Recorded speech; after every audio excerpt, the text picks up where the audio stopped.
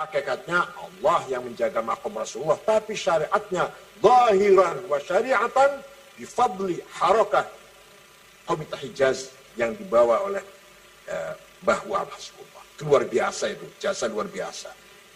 Ditulis apa enggak terserah dalam sejarah. Allah nulis itu.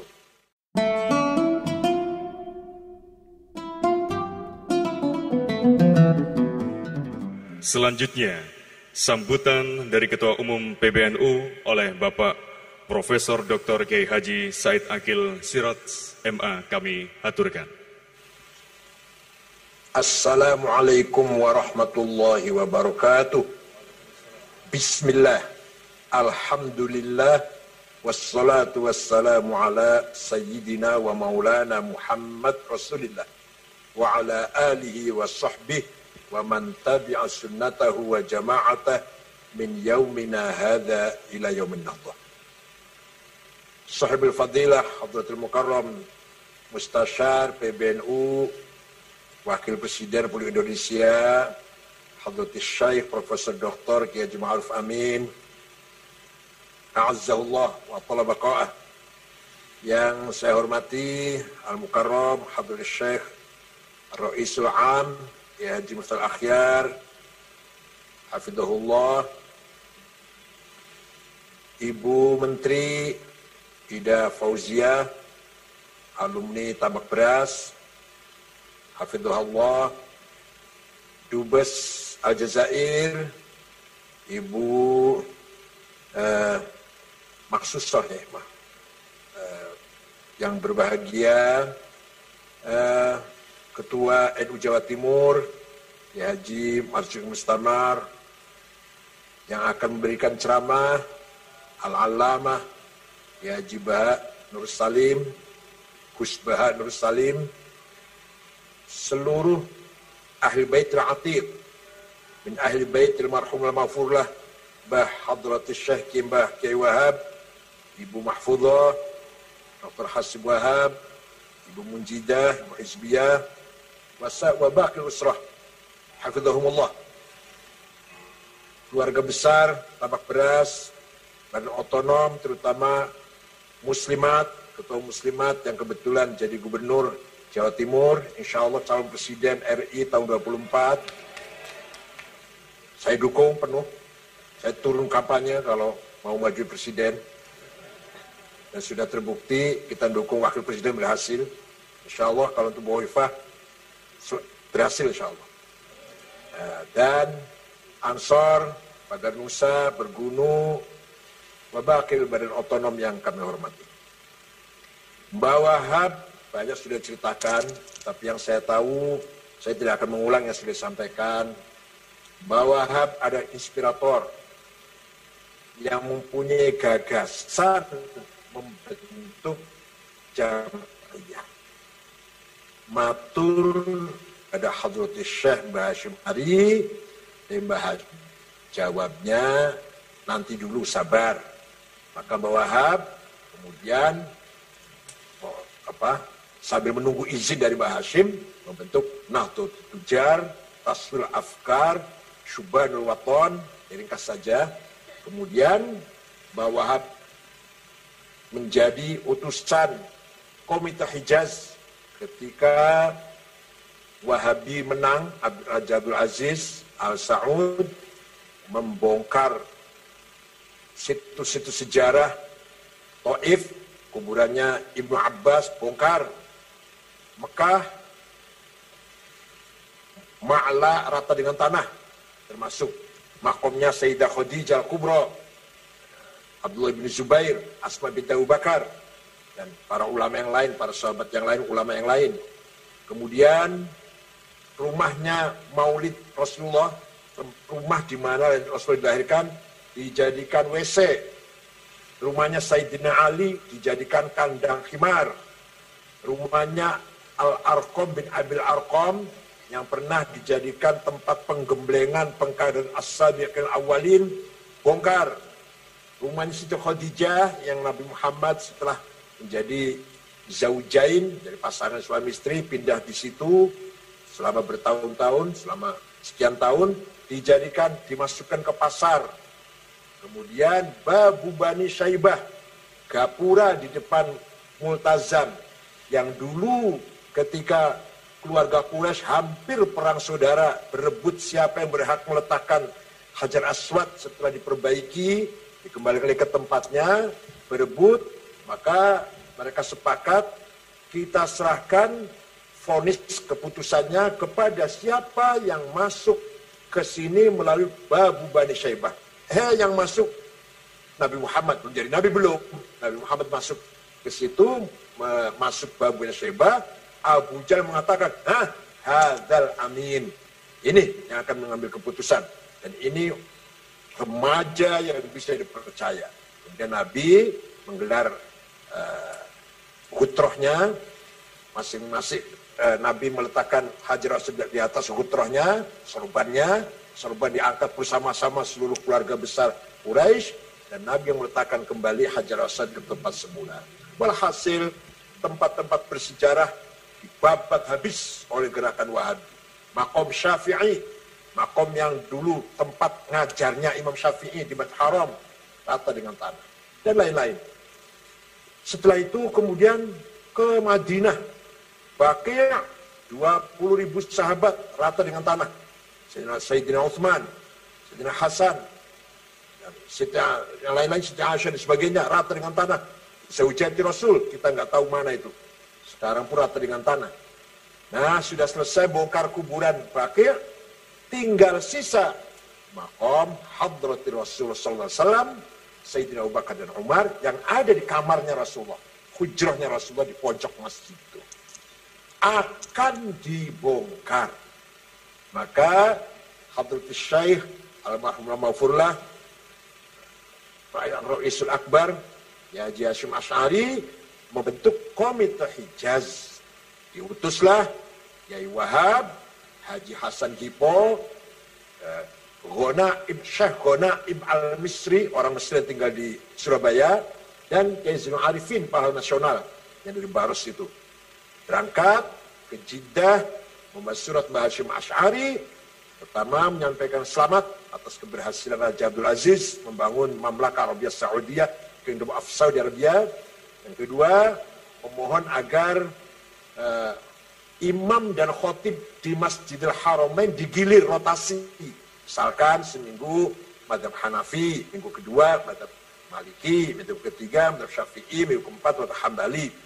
Yang ketiga, agar duyufir rahman minal hujjat wal mu'tamirin diberi kebebasan mengamalkan ibadahnya sesuai dengan mazhabnya masing-masing. Yang terakhir, mohon dengan sangat atas nama umat Islam Jawi, umat Islam Nusantara, memohon agar maqam Hadrati Rasulullah SAW dan Sayyidina Abu Bakar dan Umar tidak dibongkar. Itu suratnya Mbah Hasyim Asy'ari yang dibawa oleh Mbah Wahab, Komite Hijaz. Semua permintaan ditolak kecuali satu, yaitu tidak dibongkarnya maqam Hadrati Rasulullah SAW dan Sayyidina Abu Bakar dan Umar. Imam digilir, tolak. Memberi kebebasan kepada jamaah hujjaj wal mu'tamirin melaksanakan ibadah selama di Mekah dan Madinah sesuai dengan mazhabnya masing-masing, tolak. Jadi yang dikabulkan cuma tidak dibongkarnya maqam Hadratus Rasulullah SAW, Sayyidina Abu Bakar dan Umar. Itulah jasa besar, andil besar, cikal bakal Nahdlatul Ulama yang waktu itu namanya Komite Hijaz, yang diperankan oleh Mbah Wahab, dan di atas perintah Mbah Hasyim Asy'ari, jasa yang luar biasa. Hakikatnya Allah yang menjaga maqam Rasulullah, tapi syariatnya zahiran wa syari'atan bifadli harakah Komite Hijaz yang dibawa oleh Mbah Wahab Hasbullah. Itu luar biasa, itu jasa luar biasa. Ditulis apa enggak terserah dalam sejarah. Allah nulis itu. Malaikat nulis, Bu Khafifah, mau sejarah ngakuin apa enggak penting. Yang penting syahadah dari malaikat, insya Allah tertulis itu semuanya. Nah, pulang dari sana barulah Mbah Hasyim Asy'ari merestui, mendeklarasikan belinya Jabatan Nahdlatul Ulama tanggal 16 Rajab tahun 1344 apa ya? 31 Januari 1926. Setelah berdiri TKNU Nahdlatul Ulama, bawa pula sebagai motornya. Bawa sebagai motor yang keliling seluruh daerah sampai ke Sumatera Selatan. Jumpa dengan Kiai Kamil Soleh, Kiai asli Semarang, tapi tinggal di Sumatera. Bapaknya Pak Taufik Kamil, mantan Dirjen Haji waktu zaman Pak Adil Munawar itu, itu anaknya itu. Itu WNU pertama. Kemudian ke Banten Menes. Menes itu, Pak, Ibu-ibu, Bapak-bapak, sampai sekarang pun kalau saya ke sana males. Walaupun sudah aspal sih, tapi capek lah. Muter-muter jalannya ke Menes itu sampai sekarang. Apalagi waktu itu, tahun 28, tahun 29, kayak apa itu Mbak Wahab sampai ke sana. Kemudian diterima oleh Presiden Abdurrahman namanya. Presiden itu kakek ibunya Hafid Usman. Pak Hafid Usman itu salah satu ketua PBNU. Istrinya itu, istrinya Bu Hafid Usman, cucunya Presiden Ki Abdurrahman dari Pandeglang Menes. Kemudian ke Betawi, ketemu dengan seorang namanya Guru Marzuki Cipinang Muara. Cucunya masih ada sampai sekarang. Berangkat lagi atau muter lagi ke Majalengka. Jumpa dengan Kiai Abdul Halim. Di Mundik, bapaknya ketua Pergunu. Bapaknya Pak Asep Saifuddin. Mojokerto itu, Pacet itu. Bapaknya itu. Temannya Mbak Wahab waktu di Mekah. Kemudian ke Cirebon. Jumpa Kiai Abbas, Kiai Syaikhul Al-Jainangun, Kiai Babakan Ciwaringin. Bahkan katanya jumpa dengan buyut saya, Kiai Said namanya dari Gedongan. Kemudian Kiai Said merintah cucunya namanya Kiai Maksum, kakaknya ayah saya, Kiai Maksum, agar masuk ke jadi pengurus Nahdlatul Ulama.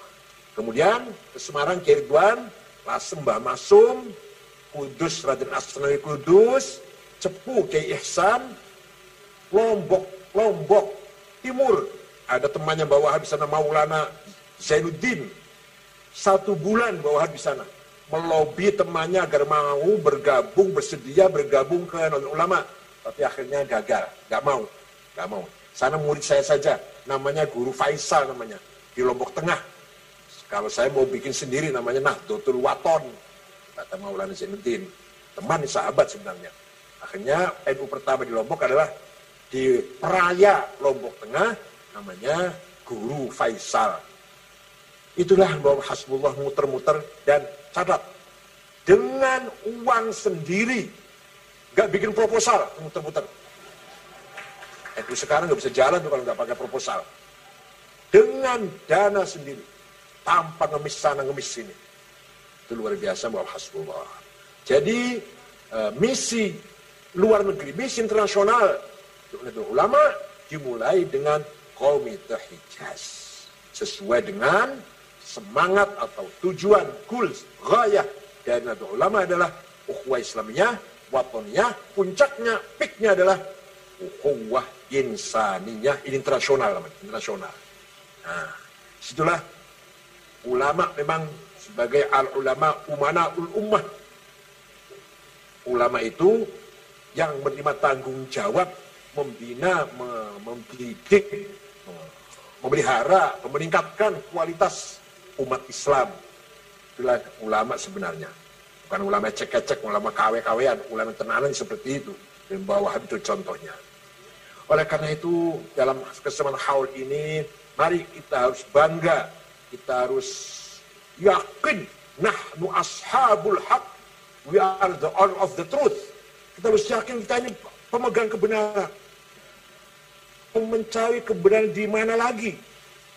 Kita udah ikut Mbah Hashim, ikut Mbah Wahab, yang kemudian ikut Imam Syafi'i, Imam Asy'ari, Imam Ghazali. Mau cari qudwah siapa lagi? Mau imam siapa? Mau kiai siapa? Kita harus yakin. Nahnu ashabul haq. Nah, kemudian kita singkat saja, waktu Muktamar Jombang tahun 2015 punya tema memperkokoh Islam Nusantara untuk perdamaian dunia. Itu juga mimpi saya, mimpi itu ngelamunnya saya, bagaimana dengan semangat Islam Nusantara ini kita bisa menjadi penengah juru damai, terutama di Timur Tengah yang sudah 40 tahun perang saudara nggak pernah selesai.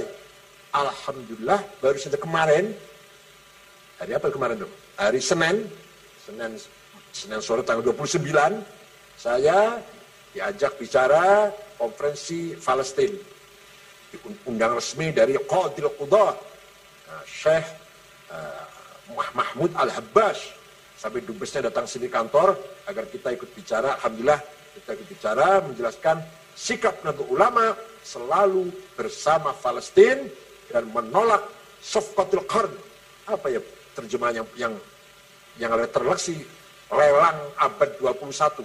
Jadi Donald Trump punya konsep akan memberi uang 50 miliar dolar selama 4 tahun. 4 tahun 50 miliar kepada orang Palestina yang ada di tepi barat. Tapi ini tujuannya jelek ini.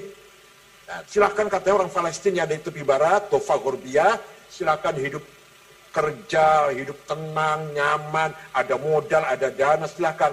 Tapi di latar belakangnya jelas tujuannya tidak baik. Jelas tujuannya tidak seperti itu tujuannya. Untuk mengekang, untuk aneksasi, untuk mencaplok tepi barat. Tepi barat yang sekarang ibu kota PLO, ibu kota Mulad dan Tahrir, Yasir Arafat lah, Ariha di sana, Jericho atau Ariha, yang ada Kudus di situ. Jadi Kudus sudah menjadi Trump tanda tangan, Yerusalem jadi ibu kota Israel. Bukan lagi Tel Aviv, tinggal kapan pindahnya saja. Itu adanya di Palestina Timur. Dan Dofa Gorbia atau tepi barat akan diberi uang, diberi anggaran 50 miliar dolar selama 4 tahun, asal, nah pasti itu. Kenapa kita curiga? Kenapa kita nggak percaya? Karena Palestina tidak diajak ngomong. Itu sepihak. Donald Trump sepihak ngomong kayak itu, memutuskan seperti itu. Safqatul Qarn, bahasa Arabnya itu. Pelelangan abad 21. Palestina nggak diajak ngomong. Berarti jelas niatnya busuk. Jelas niatnya ada niat yang busuk di belakang itu. Kemarin alhamdulillah NU sudah memberikan sikapnya dengan tegas dan jelas, tanpa basa-basi, tanpa tedeng aling-aling, bahwa Amerika yang konon katanya kampion demokrasi, kampion hak asasi manusia, human right, ternyata di sana masih ada diskriminasi, rasis, yang putih menghina yang hitam. Dan itu bukan hanya terjadi satu kali, yang kemana ada terbunuh itu bukan hanya sekali itu, sudah ratusan orang hitam dibunuh seenaknya oleh polisi-polisi kulit putih itu. Maka itulah apa yang terjadi di Amerika. Terakhir, kalau tadi Bu Gubernur berbicara tentang kita adalah berperan besar membangun nasionalis religius, sayang Pak, betul kita ini Indonesia ini nasionalis religius, tapi kalau bagi-bagi kue yang dapat nasionalis, yang religius kurang, nggak dapat. Kalau dapat bagi-bagi kue, bagi-bagi rezeki, yang dapat yang nasionalis, yang religius, gigit jari, NU nggak pernah dapat apa-apa. Begitu Orde Baru, dulu NU ikut membangun Orde Baru, yang dapat anggaran besar, pendidikan, satu pendidikan saja, Unmer mana Malang, siapa itu? Punya siapa itu? Kalau di Surabaya Wijaya Kusuma, punya siapa itu? Mana ada pesantren yang dapat anggaran ketika Orde Baru pada ikut membangun Orde Baru, membentuk Orde Baru? Wah, hasil religius, nasionalis, religius. Tapi kalau sudah menang, berhasil, nasionalis yang kenyang, religius yang la haula wa la quwata. Allahumma fil wahlamhu wa'afi afwanhu waj'al jantam awatma. Mudah-mudahan zuriyah Mbah Wahab diberi kekuatan lahir batin, meneruskan perjuangan Mbah Wahab. Begitu pula kami semuanya, warga NU atau pengurus NU, siap melanjutkan amanah yang sangat berat dan mulia ini. Amanah Mbah Hashim Asy'ari, amanah Mbah Wahab, amanah Mbah Bisam Suri dan para ulama yang lain. Insyaallah Allah ma'ana, la takhaf wa la tahzan. Tidak usah sedih, tidak usah bingung. Allah selalu bersama kita selama kita madumna ala tariqil haq, insyaallah. Mohon maaf, syukran wa dumtum fi khairil barakati wan najah. Wallahu fiqlakum at-tariq. Wassalamualaikum warahmatullahi wabarakatuh.